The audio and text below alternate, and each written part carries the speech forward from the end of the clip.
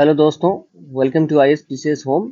दोस्तों, ये video 69th और 68th बीपीएससी के जो चेंजेस हुए हैं उसके बारे में है। यहाँ पर जो है से कहा जा रहा है कि 69th बीपीएससी के सिलेबस में भी कुछ चेंज होगा, उसके बारे में ही बात करेंगे। और 68th बीपीएससी का जो है मेंस का डेट जो है अनाउंस कर दिया गया है, तो उसके बारे में भी हम लोग बात करेंगे। तो देखते हैं और कब 69th बीपीएससी हो सकता है, कब नोटिफिकेशन जारी हो सकता है, तो उस पर भी बात करेंगे। तो यहाँ पे आप लोग देख सकते हैं कि बीपीएससी 69 पीटी लागू होंगे नए नियम। तो क्या नए नियम लागू होंगे देखते हैं। तो सबसे पहले कि बीपीएससी की 69वीं प्रारंभिक परीक्षा में भी सुधार की घोषणा की गई है। अतुल प्रसाद ने बताया कि 69वीं पीटी को कंबाइंड रूप से कराया जाएगा। सबसे पहले तो ये कंबाइंड रूप से होगा, बहुत सारे एग्जामिनेशन जो है एक साथ होगा, तो आप लोग अच्छे से तैयारी कीजिए ताकि आप एक एग्जामिनेशन में अगर जो है से आप फेल हो जाते हैं तो आप जो है इस एग्जामिनेशन में अगर फेल होइएगा तो आपका जो है सारा एग्जामिनेशन जो है बर्बाद चल जाएगा, पूरा साल की मेहनत जो है वो बर्बाद चली जाएगी। कोई एग्जामिनेशन में मतलब कि एक ही एग्जामिनेशन के तहत जो है से बहुत सारे एग्जामिनेशन इसमें कंडक्ट कराया जाएगा और कट ऑफ जो है से उसी आधार पे अलग अलग कट ऑफ भी होगा। हर जो भी एग्जामिनेशन है उसका अलग अलग कट ऑफ दिया जाएगा। अब बिहार पुलिस सेवा प्रशासनिक सेवा के साथ आयोग के स्तर पर अलग अलग ली जाने वाली परीक्षाओं को भी एक साथ पीटी के तौर पर लिया जाएगा। इसके लिए सभी विभागों से रिक्त पदों की संख्या मांगी गई है। हर सेवा की परीक्षाओं के लिए अलग अलग कट ऑफ निर्धारित किए जाएंगे। कैलेंडर के अनुसार 69वीं बीपीएससी प्रारंभिक परीक्षा सितंबर 2023 में संभावित है। तो 30 सितंबर 2023 को जो है ये परीक्षा संभावित है। तो ये जो है से आपको और जो है से जो भी आयोग जो है से परीक्षा लेता है, अलग अलग परीक्षा लेता है, सबको कंबाइन करके जो है एक ही परीक्षा अगर होता है 30 सितंबर को तो ले लिया जाएगा। तो आप लोग अपनी तैयारी में लग जाइए और जो है से तैयारी में जो है आप लोग सबसे पहले एनसीईआरटी को जरूर पढ़िए, क्योंकि आयोग जो है अब एनसीईआरटी से सवाल पूछ रहा है। तो एनसीईआरटी को आप पढ़िएगा तो वहां से आपको बहुत फायदा होगा। चाहे आप यूट्यूब पे वीडियो देख लीजिए और जो है उसको पढ़िए भी, पढ़ना जरूरी है। वीडियो देखिए उसके बाद पढ़िए। और मैं एनसीईआरटी कोर्स भी यहाँ पे करवा रहा हूँ, तो आप वहां पे भी देख सकते हैं। नहीं तो आपको जहां भी सही लगे वहां आप जाकर एनसीईआरटी जरूर देखिए, कहीं भी जो आपको सही लगे वहां से एनसीईआरटी जरूर देखिए। मैं एनसीईआरटी यहाँ पे करवा रहा हूँ, तो वहां भी आप चैनल पे जाकर देख सकते हैं। उसमें 8th क्लास के एनसीईआरटी तक मैंने हिस्ट्री और साइंस कंप्लीट करवा दिया है, और 12th तक जो है मैं सारे एनसीईआरटी कराऊंगा, और साथ साथ मैं सप्लीमेंट्री बुक भी करवा रहा हूँ। तो वो भी चैनल पे अवेलेबल है सारे वीडियोज। तो यहाँ पर देखिए निबंध के अंकों पर टाई ब्रेकर। तो जो मैंने पहले भी बताया था कि निबंध पे जो है टाई ब्रेकर होगा। जो निबंध पहले इस पे होता था ऑप्शनल सब्जेक्ट पे, टाई ब्रेकर मार्क्स जिसको ऑप्शनल में ज्यादा आता था उसका जो है क्वालिफिकेशन का चांस बढ़ जाता था। अब जो है जिसको जो है निबंध एस्से में जो मार्क्स ज्यादा आएगा उसका क्वालिफिकेशन का चांस बढ़ जाएगा। तो आप लोग ध्यान रखिएगा, एस्से की तैयारी अच्छे से कीजिए। और उसके बाद जो है इसके अलावा अभ्यर्थी की ओर से पहली बार आंसर की आपत्ति पर एक भी रुपया नहीं देना होगा। वहीं अगर दूसरी किसी भी प्रश्न पर दोबारा आपत्ति करते हैं तो प्रति प्रश्न के 500 रुपये देने होंगे।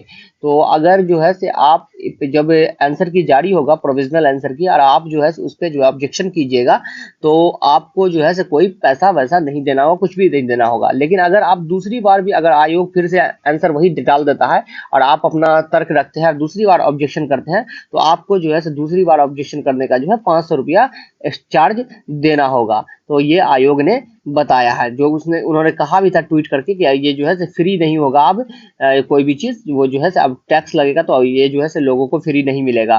तो वो ट्वीट किया था अतुल प्रसाद जी ने पहले, उसी पर उन्होंने अब ये स्पष्ट कर दिया कि 500 रुपया जो है दूसरी बार में आपको लगेगा।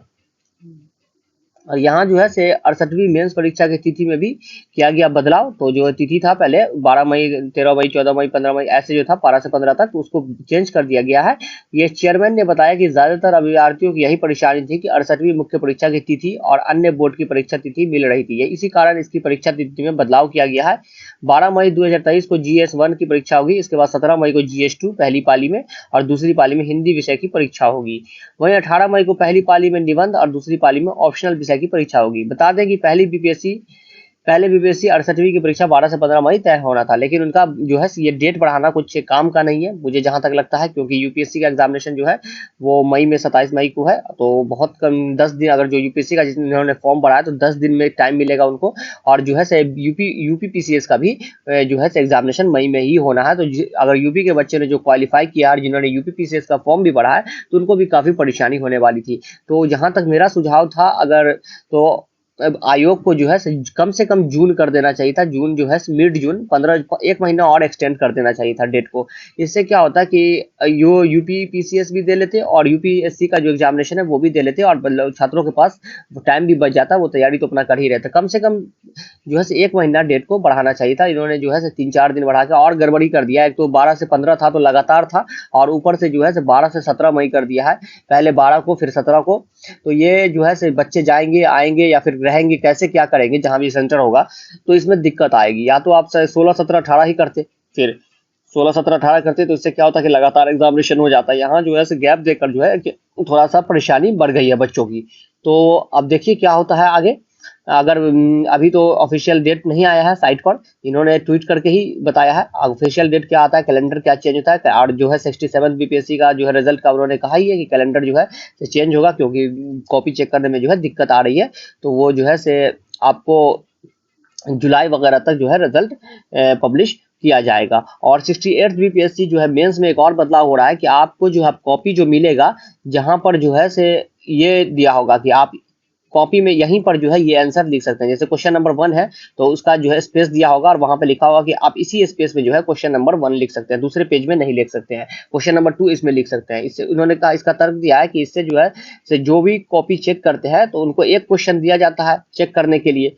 तो जब वो कॉपी चेक करते रहते थे, कोई स्टूडेंट कहीं पे लिखे होते हैं, कोई स्टूडेंट कहीं पे लिखे होते हैं, तो उनको दिक्कत होती है बार बार पलटने में और आगे पीछे करने में। तो एक जगह पता होगा कि ये इस क्वेश्चन का आंसर यहीं पे मिलेगा, तो जल्दी जो चेक हो पाएगा और इससे जो है रिजल्ट भी जल्दी प्रकाशित हो जाएगा। तो ये सही है, इसमें कोई दिक्कत वाली बात नहीं है। आप कहीं पे दे दीजिए, बच्चे को लिखना ही है तो कहीं पे लिख लेंगे, तो इसमें कोई बड़ी बात नहीं है। लेकिन ये जो है डेट जो है थोड़ा चेंज होना चाहिए था। एक और बात जो है जो सामने आ रही है कि सिलेबस में बदलाव जो है 69वीं बीपीएससी को लेकर सिलेबस में बदलाव होगा, रोजगार से जुड़े पाठ्यक्रम को जोड़ा जाएगा।